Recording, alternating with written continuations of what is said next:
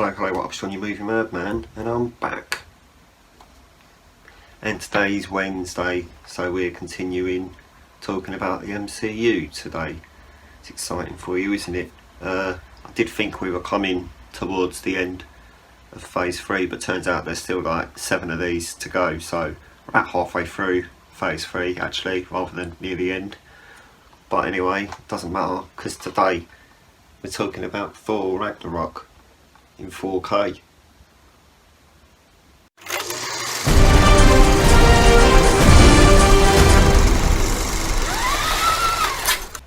So here we go then. This is Thor Ragnarok, one of the good Marvel movies actually. I say that most of the Marvel movies are good until you get to phase 4. So I'm going to show you the back cover. I'm also actually wanted to show you the box. I don't know if I showed you the Thor trilogy box. I might have shown you this when I did Thor 1 or the second Thor, but regardless, I'm going to show you it again because I'm nice, aren't I? And look, it's even got the titles on the top there, so if you decide to store your Blu-rays like that, then you can still see what's in the box. So that's pretty good, isn't it? And there's the inside as well. It's nice thick box too, so that's pretty good as well. Pretty good all in all.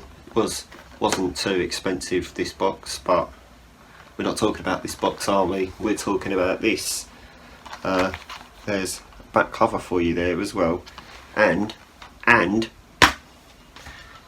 got a nice 4K disc there and a nice Blu-ray there. I like how the 4K disc is basically a zoomed out image of this, which is quite smart, because then that is also what this is, but different artwork there, so very exciting all round. I found it quite amusing that on the back here it says that this is one of the funniest Marvel movies, because up until this came out I wasn't aware that Marvel films were supposed to be comedies anyway, until like you move later on and the film's just about banter and people having conversations halfway through battles and stuff like that, but we won't go there yet. From what I know, most of the dialogue in this film was improvised.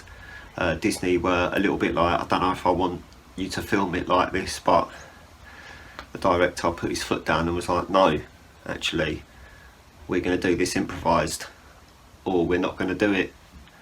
So Disney was like, alright, do it improvised, see how it works. And it worked really well, to be fair. It was interesting how this was a funny film, but it also did everything that normal Marvel movies do as well. So it was quite nice to see that.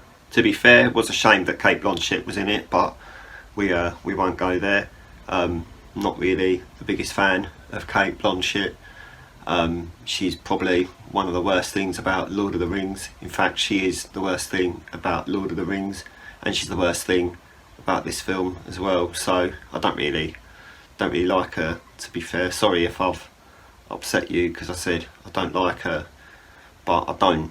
Alright, so I'm sure you'll get over it if you're a massive fan of her and you've heard me say that I don't like her. I know that might mean that you get upset, but it's okay, because it's just an opinion at the end of the day, isn't it? You don't have to agree with me, but I don't like her. Alright, get over it.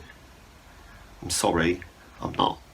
So 4K, it's what most of this video should in theory be about, but although it probably won't be, but whatever. The 4K disc here is a good looking disc, if that helps. It's got a nice little upscale from that Blu-ray. If you were to look at the Blu-ray first and then put the 4K disc in afterwards, you would actually notice a bit of a difference, which is nice. It's always nice when the 4K disc looks better than the Blu-ray, doesn't it? The amount of times you look at the Blu-ray and then you put the 4K disc in and you're like, I don't really see much difference whatsoever, but there is a decent difference with this one, so that was pretty good. I was quite happy with that. I missed the opportunity to see this in the IMAX, because the IMAX where I work was being redone.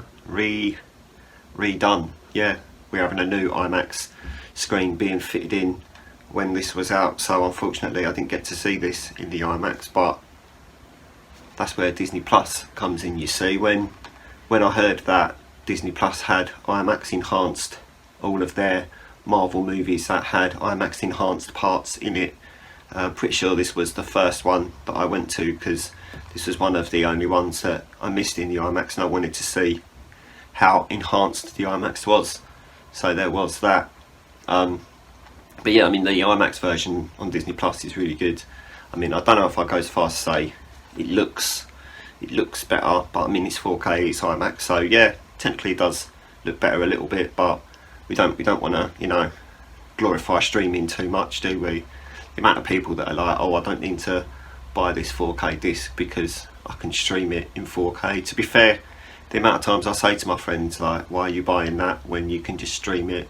But, you know, at the end of the day, I understand. You want the physical copy, don't you? I like to have a physical copy too, for most things. So there's that. Very interesting information for you there. All in all, it's a pretty good looking film. It's a good looking disc, and it also looks good on Disney Plus. So depending on what your go-to is for 4K, you're going to have a good experience either way. That wasn't supposed to rhyme, but whatever. That's it for Thor, I think, for now. I can't remember if I've done one for Thor 4 already. Probably have to have a look at my channel and see if I have, but if not, you'll get one for that later, so you can wait. Alright, but that's it for today. I'll be back tomorrow. Be Thursday tomorrow. Funny that, Thursday coming after Wednesday, isn't it? Got another film to talk about as well tomorrow, which is also amusing considering I talk about films on this channel, so there's that as well. But I'm gonna go for today. If you could like this video and subscribe to the channel if you haven't already, and I'm gonna fuck off. Okay, goodbye.